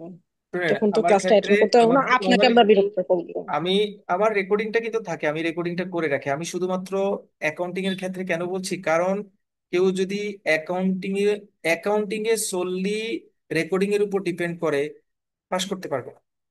মানে মানে একদম সত্যি কথা, কেউ যদি solely অ্যাকাউন্টিং রেকর্ডিং এর উপর ডিপেন্ড করে, পাস করতে পারবে না।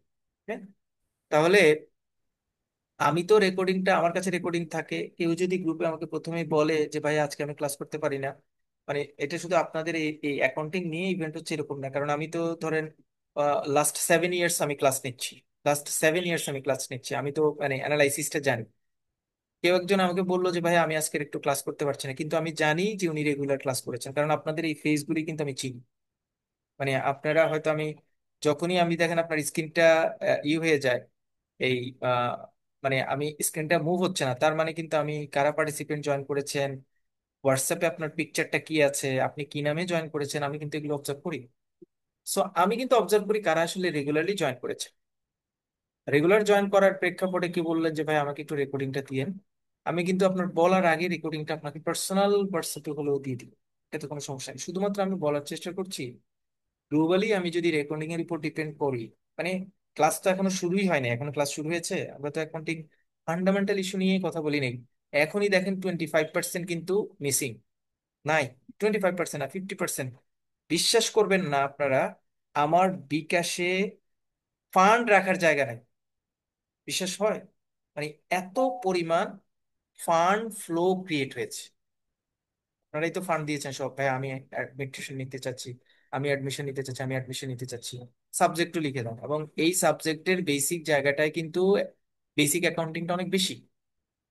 এখন আমি, কারণ আমাদের তো, আপনি পেমেন্ট করলে আমি কিন্তু আমার একটা এক্সেল মেনটেন করি, সেখানে জানি অ্যাকাউন্টিং এ কতজন, আমি যদি ভুল না করি 39 থেকে 40 জন জয়েন করেছে, এখন পেমেন্ট করেছে, সেখান থেকে 15 জন স্টার্টিং ক্লাসেই মিসিং।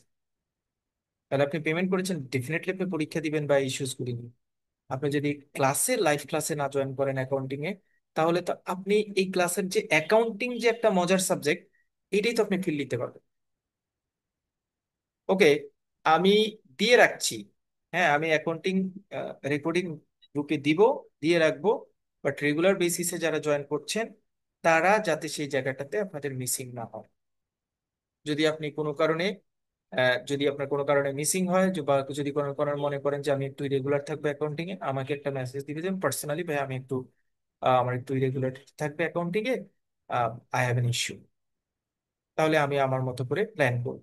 বিকজ কারণ আমি যখন আমার অনেক এক্সপেকটেশন নিয়ে আমি পড়াবো, কারণ অ্যাকাউন্টিং আপনারা দেখবেন যখন আমি অ্যাকাউন্টিং নিয়ে কাজ করবো, একটা ক্লাসের প্রেজেন্টেশন সোজা ভাষা করার জন্য 5 ঘন্টা 7 ঘন্টা লাগে। এবং অ্যাকাউন্টিংটা এবার নতুন সাবজেক্ট, এটাকে যদি আমি ইমপ্লিমেন্টেশন নিই, আমার একটা সিঙ্গেল ডের প্রেজেন্টেশন রেডি করতে 5 থেকে 7 আওয়ার্স লাগে। কারণ আমি কিন্তু ওই একটা বই কপি পেস্ট করে এনে বসাবো না, মানে একটা বই কপি করে নিয়ে বসায় যে এটা এভাবে পড়বেন, এটা কিন্তু করবো না। কারণ আমি তো প্ল্যান করবো যে আপনাদেরকে কিভাবে একটু সোজা করে বোঝানো যায় আপনার কাছে মনে হবে যে মানে অ্যাকাউন্টিংটা সোজা বুঝার সাবজেক্ট। এই কনসেপ্টটা আমি আপনাকে দেওয়ার চেষ্টা করবো। সো এই কনসেপ্টটা আমি আমার থেকে যতটুকু ট্রাই করব, আপনার এন্ড থেকে আপনি আমার ক্লাসে জয়েন করবেন এতটুকু কিন্তু আপনার কাছ থেকে আমি ডেফিনেটলি এক্সপেক্ট করতে পারি।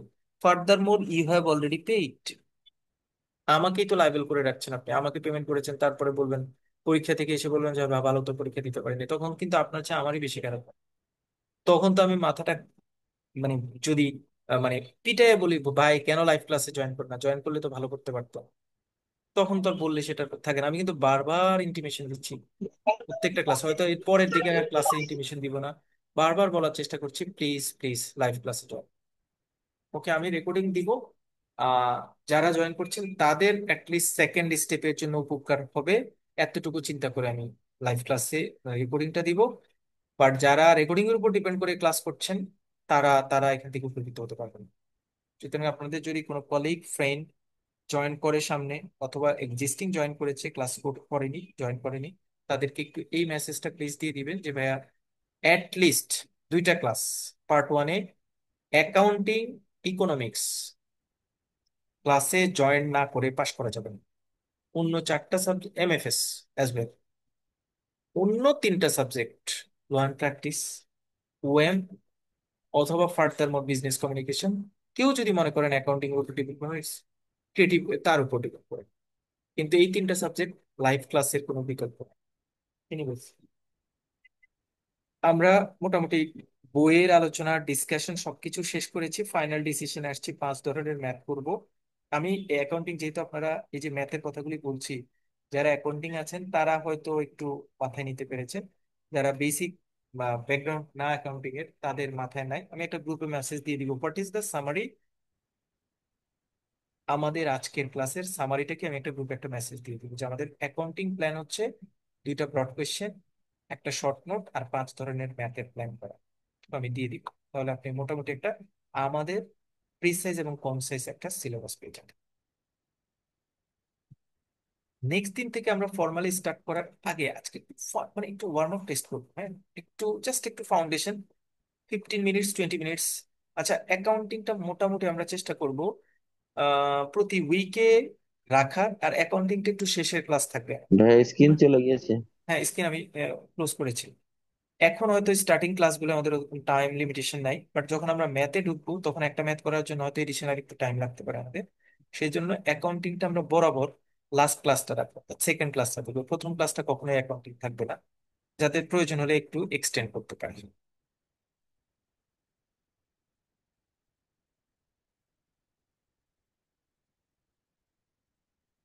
আর আপনাদের ফ্রেন্ড কলিগ অন্য কেউ যারা অ্যাকাউন্টিং মনে করছে পড়ে নিজেরা কভার করতে পারবে, অথবা কোনো জায়গায় পড়ার চেষ্টা করছে, চিন্তা ভাবনা করছে বই কিনে পড়বে, এটা পড়বে ওটা পড়বে, প্লিজ কন্টিনিউ করবেন। যদি অন্য কোনো সাবজেক্ট না হলেও অ্যাকাউন্টিংটা ভালো করে পাশ করে বুঝে শুনে পাশ করার জন্য আমাদের এখানে জয়েন করতে হবে। মানে কনফিডেন্টলি বলছে আমাদের এখানে জয়েন করতে বলবে। আমরা তার নার্সিংটা এমন ভাবে করব, সে অ্যাকাউন্টিং এ ইন্টারেস্ট ফিল করবে যে না এই সাবজেক্টটা আসলে আমি বুঝে পড়তে পারবো।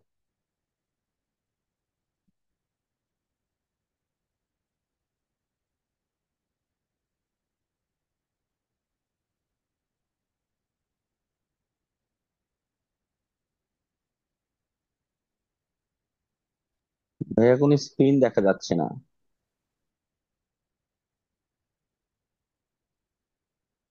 দেখা যাচ্ছে?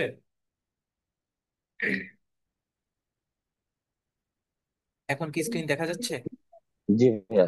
ওকে। আচ্ছা, আমরা প্রথমে একটা সিনপসিস নিয়ে একটু কথা বলি।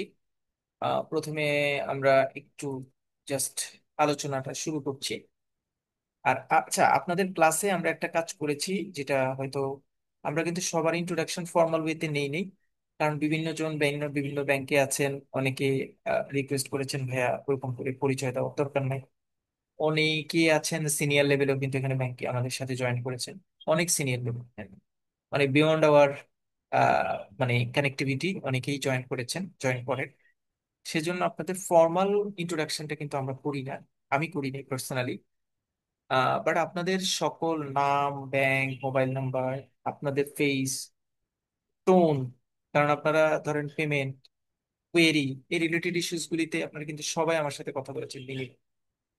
সুমাইয়ার সাথে কথা বলেছেন পরে, হয়তো পেমেন্ট টেমেন্টের ইস্যুতে কথা বলেছেন, বাট আমার সাথে কিন্তু সবার কথা হয়েছে, হয়তো টুডে অথবা তার আগে কোনো একটা দিন। আমি কিন্তু প্রত্যেকটা টোন নোট করে রাখি, আমার মাথায় থাকে। হ্যাঁ, আমি কভার করতে পারি এটা। সো আপনাদের সাথে ইনডিরেক্টলি কিন্তু আমার পরিচয় আছে। তারপরে আমি বলেছি যখন মানে আমি কথা বলি বাট স্ক্রিনটা ফিক্স থাকে, তখন আমি পার্টিসিপেন্ট লিস্টে গিয়ে আবার দেখি কে কে জয়েন করেছে, কারা কারা আছে। সুতরাং আপনারা অ্যাকচুয়ালি সবাই আমার ইন টাচে আছেন, বাট আমি হয়তো কভার আপ করতে পারি না, বা বিশেষ প্রয়োজনের কারণে আমি মানে সবার ইন্ট্রোডাকশনটা শেয়ার করি না। বাট আপনাদের সবাইকে আমি চিনি পার্সোনালি, একদম ওয়ান টু ওয়ান মার্ক করানো অ্যানালাইসিস আপনাদের সবার জন্য আমার আছে। মোটামুটি আইস ব্রেকিং সেশনটা এতটুকু দিয়ে শেষ করলাম আমি, আর এটাতে অ্যাড না করি। আমরা স্টার্ট করব। আমরা স্টার্ট করব বেসিক অ্যাকাউন্টিং এর এই ইনফরমেশনটা একটু দেখার চেষ্টা করব। বেসিক অ্যাকাউন্টিং এর বেসিক অ্যাকাউন্টিং এর এলিমেন্টস হচ্ছে তিনটা, চারটা, পাঁচটা। একটা হচ্ছে অ্যাসেট, 2 নম্বর হচ্ছে লাইবিলিটি, 3 নম্বর হচ্ছে ওনার্স ইকুইটি, 4 নম্বরে হচ্ছে ইনকাম, 5 নম্বর হচ্ছে এক্সপেন্স। তাহলে আমাকে যদি কেউ একজন প্রশ্ন করে, আচ্ছা অ্যাকাউন্টিং এর কয়টা এলিমেন্টস আছে, আমি বলবো যে 5টা। এখন বলবো যে এই 5টার মধ্যে আমি আসলে কোনটা কোনটা চিনি সেটা একটু বলার চেষ্টা করি। ইনকামটা বুঝি, আয়। এক্সপেন্সটা বুঝি, ব্যয়। অ্যাসেট, সম্পত্তি, এটা বুঝি, মানে কনফিউশন কারোরই হয় না। লায়াবিলিটি, দায়, মানে বা ঋণ, মানে কেউ ঋণী থাকলে, দায় থাকলে সেটাকে আমরা লায়াবিলিটির ক্যাটাগরিতে ফেলি। ফাইন। ওনার সিকিউরিটিটা আমার একটু ঘটকা মনে হচ্ছে, মানে আমি মানে নর্মাল সেন্স থেকে আপনারা যারা আমাদের সাথে আছেন, এই 5টা ওয়ার্ডের মধ্যে 4টা ওয়ার্ড মোটামুটি আমি বুঝি। ইনকাম, আমি কোনো একটা ব্যবসা করেছি, ব্যবসা সেখানে আমি যে টাকাটা এডিশনালি লাভ পেয়েছি সেটাকে ইনকাম, আয় করেছি আমি। এক্সপেন্স, আমার যেটা খরচ হয়, আমার বাসায় বাজার করতে গিয়ে আজকে 5,000 টাকার বাজার করেছি, এটা আমার এক্সপেন্স। অ্যাসেট, আমার একটা ফ্ল্যাট আছে, এটা আমার অ্যাসেট। লায়াবিলিটি, ফ্ল্যাটটা কেনার জন্য 20 লাখ টাকা ব্যাংক থেকে লোন নিয়েছে, এটা আমার লায়াবিলিটি, ঋণ। ওনার সিকিউরিটিটা আমি বুঝি না এখনো, ধরেন এটা একটু ব্লার রাখলাম, একটু পরে বুঝি। অ্যাকাউন্টিং অ্যাকাউন্টিং এর টোটাল এলিমেন্টস হচ্ছে 5টা, তার মধ্যে 4টে এলিমেন্টস আমি বুঝেছি। 5 নম্বর হচ্ছে ওনার্স ইকুইটি। ওনার্স মানে মালিক। কোনো একটা বিজনেস, যে কোনো বিজনেস এন্টিটিতে মালিক যেই টাকাটা ইনভেস্ট করে সেটাকে বলা হয় ওনার্স ইকুইটি। কোনো একটা বিজনেস প্রজেক্টে মালিক যেই টাকাটা ইনভেস্ট করে, ইনিশিয়াল লেভেলে যে টাকাটা প্রোভাইড করে, সেটাকে বলা হয় owner's equity. X Y Z একটা কোম্পানি খুললো, সেই কোম্পানি একটা আহ, ধরেন আমাদের এদিকে পাওয়া যায়, এক্সপোর্ট ইম্পোর্ট করে, মানে আহ, মাছ এক্সপোর্ট করবে। তাহলে মাছ এক্সপোর্ট করার জন্য একটা কোম্পানি খুলেছে, X Y Z fishing company limited. এটার মালিক যিনি, একটা ফ্যাক্টরি ভাড়া নেওয়া, র ম্যাটেরিয়ালস তৈরি করা, মেশিনারিজ কেনা ইত্যাদি জিনিস করার জন্য তিনি ওই প্রতিষ্ঠানে এক্স ওয়াই জেড কোম্পানিতে 20 লাখ টাকা দিয়েছেন। যদিও তার টাকা, ব্যক্তি হচ্ছে ধরেন আমি জাকির হোসেন, ওই কোম্পানির মালিক। X Y Z fishing company, owner হচ্ছে জাকির হোসেন। আমি ওই কোম্পানিটা স্টার্ট করার জন্য, সকল কিছু ঠিক করার জন্য আমি আমার অ্যাকাউন্ট থেকে, জাকির হোসেনের অ্যাকাউন্ট থেকে X Y Z shipping fishing কোম্পানিতে 20 লাখ টাকা দিয়েছি। আমি তার মালিক।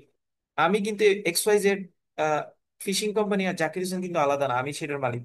বাট অ্যাকাউন্টিং আমাকে বলছে যে যখনই কোনো এনটিটি নিয়ে আমরা কথা বলবো, সেই এনটিটির মালিকানা যারা থাকে তারা আলাদা এনটিটি, আলাদা ব্যক্তি হিসেবে কাজ করবে, ওই অ্যাকাউন্টিং এর ক্যালকুলেশনের পার্ট হবে না।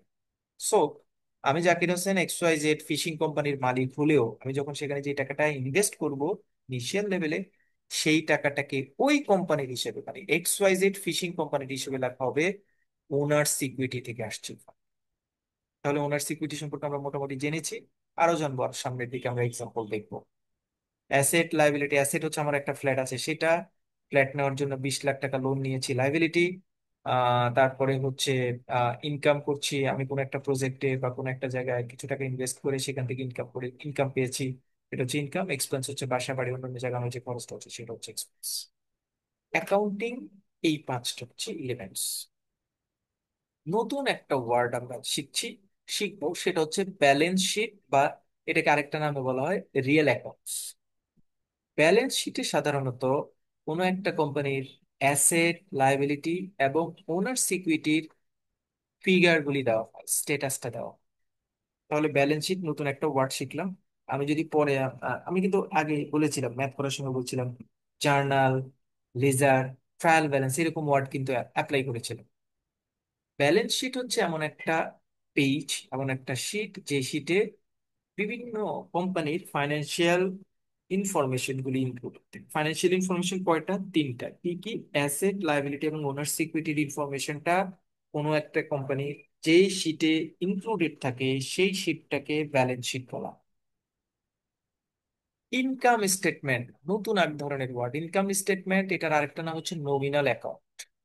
কোনো একটা কোম্পানির ইনকাম এবং এক্সপেন্স যেখানে লিপিবদ্ধ থাকে সেই স্টেটমেন্টটাকে বলা হয় ইনকাম স্টেটমেন্ট। আমি যদি প্রশ্ন করি হোয়াট ইজ ব্যালেন্স শিট, আসলে এই পাঁচটা উপাদানকে ক্লাসিফাইড করে এই দুইটা স্টেটমেন্ট তৈরি করা। দেখেন এখানে পাঁচটা উপাদান আছে, এই পাঁচটা উপাদান থেকে ইনকামটা এখানে গিয়েছে, এক্সপেন্সটা এখানে গিয়েছে, তার মানে এই দুইটা মিলে হয়েছে ইনকাম স্টেটমেন্ট। অ্যাসেটটা এখানে আসছে, লাইবিলিটিটা এখানে আসছে, ওনার সিকিউরিটি টেস্ট এখানে আসছে। এই তিনটা উপাদান মিলে তৈরি হয়েছে ব্যালেন্স শিট। সো ব্যালেন্স শিটটা আমি বুঝতে পেরেছি, ইনকাম স্টেটমেন্টটাও বুঝতে পেরেছি। পুরো জিনিসটাই এলিমেন্টস অফ অ্যাকাউন্টিং থেকে এসছে। যে পাঁচটা এলিমেন্টস নিয়ে আমরা কথা বলেছি সেই পাঁচটা এলিমেন্টস থেকে এসছে।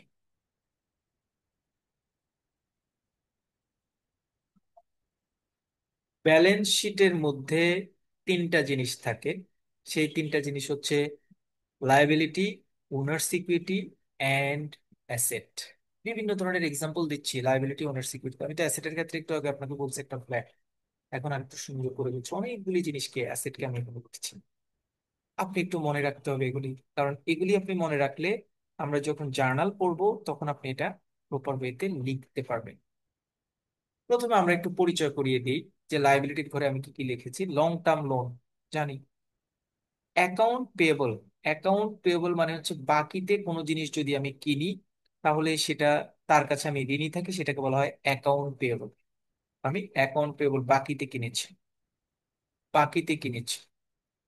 আনআর্নড ইনকাম, আনআর্ন ইনকাম মানে যে ইনকামটা আমার এখনো আমি শ্রম দেই নাই, বাট আমি যে টাকাটা ইনকাম করেছি এটাকে বলা হয় আনআর্নড ইনকাম। আমরা যদি একটা এক্সাম্পল দিতে চাই, করোনাকালীন সময়ে ডাক্তাররা, অথবা এখনকার যুগে এখনো হয়, ডাক্তার এই কাজগুলি করার অ্যাডভান্স চলে এসছে। ডাক্তার রুগী দেখার জন্য আপনার কাছ থেকে আগে ফিটা নিয়ে নিচ্ছে। ডাক্তার খুব রিপোর্টেড ডাক্তার, খুব ভিড়। ডাক্তার বলেছে যে যারা আগে পেমেন্ট করবে তাদেরকে আমরা সিরিয়াল দেবো। সো নেক্সট উইকে আপনি ফ্রাইডেতে আপনি ডাক্তার দেখাবেন, এই উইকে তাকে পেমেন্ট করে দিয়েছে। তাহলে ডাক্তারের এন্ট্রিতে এই অ্যামাউন্ট হবে আনআর্ন ইনকাম, কারণ সে তো আপনাকে সার্ভিস দেয় নাই। সার্ভিস দেওয়া ছাড়াই যেই ইনকামটা হয় সেইটাকে বলা হয় আনআর্ন ইনকাম।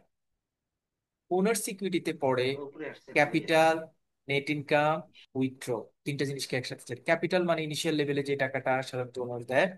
নেট ইনকাম মানে ইনকামের একটা অংশ ওনার সিকিউরিটিতে যোগ হয়। উইথড্র, ওনার যদি কোনো ফান্ড নিজে নিয়ে যেতে চায় তাহলে সেটা উইথড্র করার পরে। অ্যাসেটের দিকে যদি আমরা আলোচনা করি, প্রপার্টি, প্ল্যান্টস এবং ইকুইপমেন্ট। আমরা জানি প্রপার্টি সম্পত্তি, প্ল্যান্ট বড় কোনো প্রজেক্ট, ইকুইপমেন্ট কোনো মেশিনারিজ, লং টার্ম ইনভেস্টমেন্ট কোনো বড় ধরনের লং টার্ম ইনভেস্টমেন্ট করতে গেলে সেটা অ্যাসেট পড়ে। ধরেন কোনো একটা প্ল্যান্টে আপনি ইনকাম করলেন, ইনভেস্ট করলেন। ইনভেন্টরি, দোকান বা সম্পত্তিতে যে ইনভেন্টরি থাকে সেগুলি কিন্তু asset. Account receivable, it is also an asset. Account receivable হচ্ছে আপনি কারো কাছে কোনো একটা জিনিস ধারে বিক্রি করেছেন, তার কাছে তো আপনি টাকা পাবেন। ধরেন আপনি একটা দোকানে, আপনার মোবাইলের দোকান আছে, আপনি একটা মোবাইল আপনার ফ্রেন্ডের কাছে বিক্রি করেছেন। ফ্রেন্ড আপনাকে বলেছে যে 10 দিন পরে আপনাকে 10,000 টাকা দিয়ে দিবে। তাহলে আপনি ধারে বিক্রি করেছেন, আপনি টাকা পাওনাদার। টাকা পাওনাদারের ইংরেজি নাম হচ্ছে অ্যাকাউন্ট রিসিভেবল। আর টাকা দেনাদারের ইংরেজি হচ্ছে অ্যাকাউন্ট পেয়েবল। অ্যাকাউন্ট পেয়েবল কিন্তু লাইবিলিটি, অ্যাকাউন্ট রিসিভেবল হচ্ছে অ্যাসেট। আমি যখন জার্নাল বা পরের ম্যাথে করতে যাবো এগুলো, কিন্তু আমি তখন বলবো এটা অ্যাকাউন্ট রিসিভেবল, বলেন তো এটা কি। তখন কিন্তু চট করে বলতে হবে এটা ভাইয়া অ্যাসেট। ক্যাশ, হাত ক্যাশ যেটা থাকে সেটা অ্যাসেট। ব্যাংক ব্যালেন্স যেটা থাকে সেটা অ্যাসেট। প্রিপেইড এক্সপেন্স, প্রিপেইড, কাজে এখনো যান নাই, আগেই এক্সপেন্স করে ফেলেছেন, এটাও অ্যাসেট। কক্সবাজার যেতে চাচ্ছেন, হোটেল বুকিং দিয়েছেন আগে, না হলে মানে ওই যে দক্ষিণমুখী রুম পাবেন না, আগে পেমেন্ট করেছেন, এটা কিন্তু অ্যাসেট। দুইটা ওয়ার্ড আমি ব্যাখ্যা করি নাই, আপনারাও বলেন নাই যে ভাইয়া অ্যাক্রুড এক্সপেন্স, অ্যাক্রুড ইনকাম, এই দুইটা ব্যাখ্যা কিন্তু আমি করিনি। অ্যাকাউন্টিং যারা আছেন, কেউ কি আমাকে এই দুইটা একটু ব্যাখ্যা করে দিতে পারবেন? কারো কি মনে আছে, যেমন কনসেপ্ট মনে হয়, মানে যেমন কনসেপ্ট আপনার মনে হয়, কেউ কি বলতে পারবেন? হোয়াট ইজ অ্যাক্রুড ইনকাম, অথবা কোনো এক্সাম্পল বললেও হবে।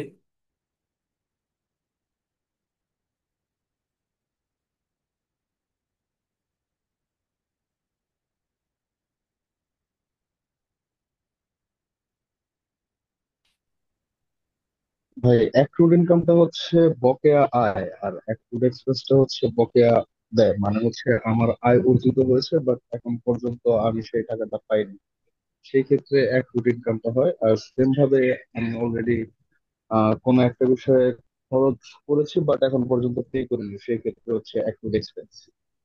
Very good, very good. Accrued ইনকামের একটা এক্সাম্পল দিই, তাহলে আপনি বুঝতে পারবেন। আপনারা যারা ব্যালেন্স শিট, অ্যাকাউন্ট স্টেটমেন্ট দেখেন, আপনি একটা এফডিআর করেছেন, আপনি একটা এফডিআর করেছেন। এফডিআরটা হচ্ছে 1 বছর মেয়াদি, বাট আপনার ব্যাংকের সিস্টেম হচ্ছে মান্থ ওয়াইজ ইন্টারেস্ট আপনার অ্যাকাউন্টে চলে আসে, মানে ওই শো করে, ব্যালেন্স সহ দেখায়। আপনি দেখলেন 1 লাখ টাকার এফডিআর করেছেন, 3 মাস পরে সেখানে ব্যালেন্স দেখাচ্ছে 1,03,000 টাকা। এই যে 3,000 টাকা আপনি কিন্তু এখনো রিসিভ করেন নাই, উইথড্র করেন নাই, বাট আপনার অ্যাকাউন্টে ব্যালেন্স দেখাচ্ছে 3,000 টাকা। এই 3,000 টাকা আপনার ইনকাম, এই 3,000 টাকা ইনকামকে বলা হয় অ্যাক্রুড ইনকাম। এটা আপনার ইনকাম হিসেবে জেনারেট হয়েছে, বাট আপনি yet to receive that income. একই রকম অ্যাক্রুড এক্সপেন্স হবে এমন একটা এক্সপেন্স যে এক্সপেন্সটা অলরেডি ইনকার্ড হয়েছে, ফিজিক্যালি এইটা এখনো আপনার কাছ পর্যন্ত আসে নাই, তাহলে সেটাকে, সেই ধরনের অ্যাক্রুড এক্সপেন্সকে আপনি লাইবিলিটি হিসেবে ট্রিট করবেন। অ্যাক্রুড এক্সপেন্সের একটা সুন্দর এক্সাম্পল দিই, ঠিক আছে? মানে আমার আমার প্র্যাকটিক্যাল ইস্যু থেকেই বলি। সেটা হচ্ছে আমার বোনের বিয়ে, আমি কোনো একটা কারণে বাহিরে ছিলাম। তো মানে আমার, সরি, ভাইয়ের বিয়ে, কোনো একটা কারণে আমি বাহিরে ছিলাম, আমি ছিলাম না। আমার ফান্ড সবকিছু আমার কাছে। গেটে আপনাদের ওই যে একটা ফান্ড দেয় না, গেটে 5,000, 10,000 টাকা, 2,000 টাকা, ঝগড়া বিবাদ করে যে একটা টাকা দেয় মেয়েদেরকে, মেয়েরা আসে বা ছেলেরা আসে তাদেরকে দেয়। গেটের কি জানি বলে এটাকে, যে গেটে ধরেন ছেলেরা ঢোকার সময় মেয়ে পক্ষ একটা গেট ধরে বা একটা ফিতা ধরে, বিয়ে করার সময় যে গেলে ফিতা ধরে, ফিতাটা কেটে ভিতরে যেতে হয়, তার জন্য সেখানে একটা টোকেন অফ মানি দিতে হয়, বিভিন্ন ঝগড়া বিবাদ করে ফান্ডটা দেওয়া।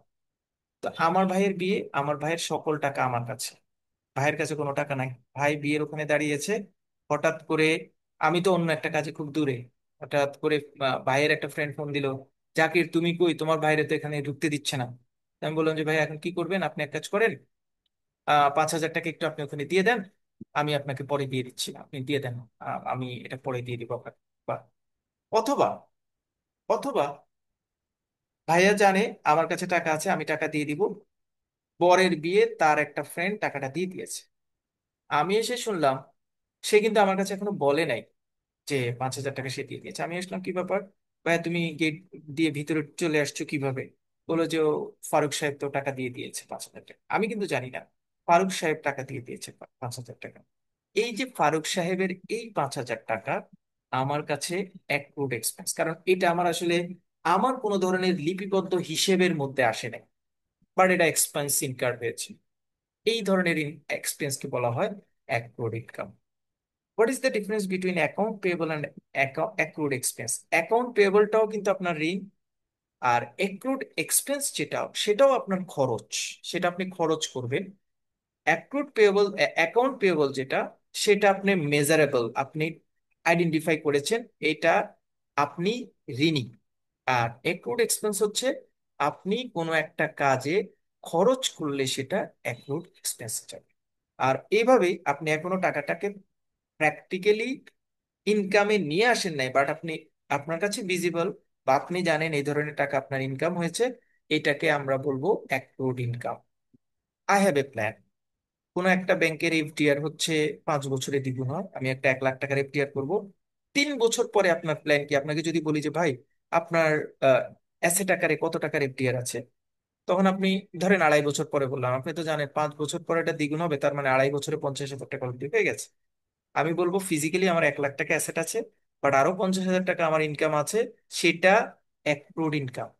যে 50,000 টাকা এখনো আপনি হাতে পান নাই, বাট আপনি জানেন ক্যালকুলেশনে এই 50,000 টাকা আসছে, এটাকে বলা হয় অ্যাক্রুড ইনকাম। সেম এটা রিভার্স হচ্ছে অ্যাক্রুড এক্সপেন্স।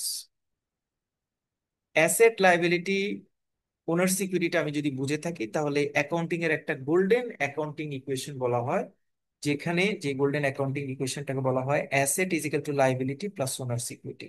অর্থাৎ যত ব্যালেন্স, অ্যাকাউন্টিং ব্যালেন্স ক্রিয়েট হয়, সেখানে অ্যাসেট সবসময় লাইবিলিটি প্লাস ওনার সিকিউরিটির সমান হয়। এক্সপেন্সের আমরা কয়টা এক্সাম্পল দিয়েছি এখানে। কস্ট অফ গুডস সোল্ড একটা এক্সপেন্স, স্যালারি এক্সপেন্স, অ্যাডভার্টাইজমেন্ট একটা এক্সপেন্স, ডিপ্রিসিয়েশন একটা এক্সপেন্স। রেভিনিউর একটা কিছু এক্সাম্পল দিয়েছি, sales revenues, service revenue, commission, interest. এক্সপেন্সের ক্ষেত্রে একটা রুল আছে, সাধারণত নেট ইনকাম বের করা হয় টোটাল ইনকাম থেকে, টোটাল এক্সপেন্স বাদ দিয়ে।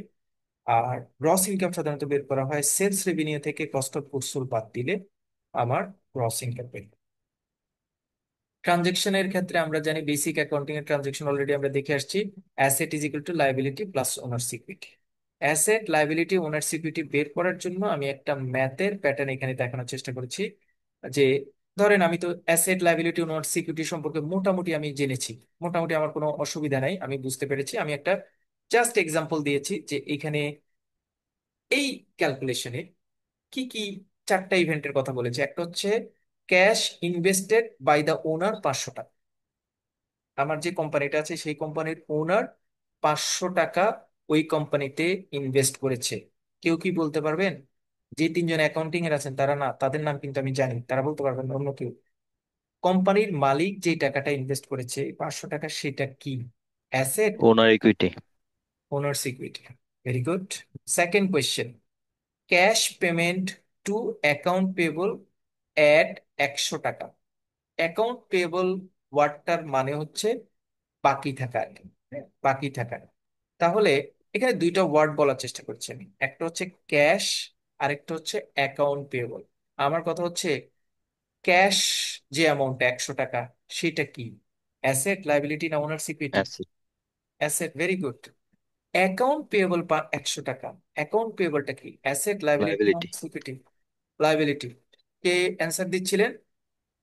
ও, তৌসিফ ভাই। তৌসিফ ভাই। তৌসিফ ভাই স্টপ, অ্যান্সার আর দিতে পারবেন না। সরি। নতুন কেউ, নতুন কেউ দিবেন এবার।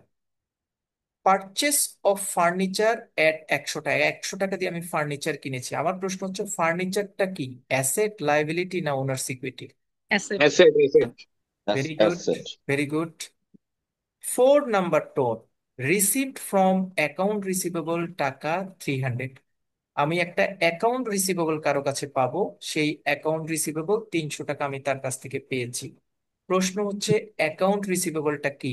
Asset. Asset. Asset. Asset. Very good.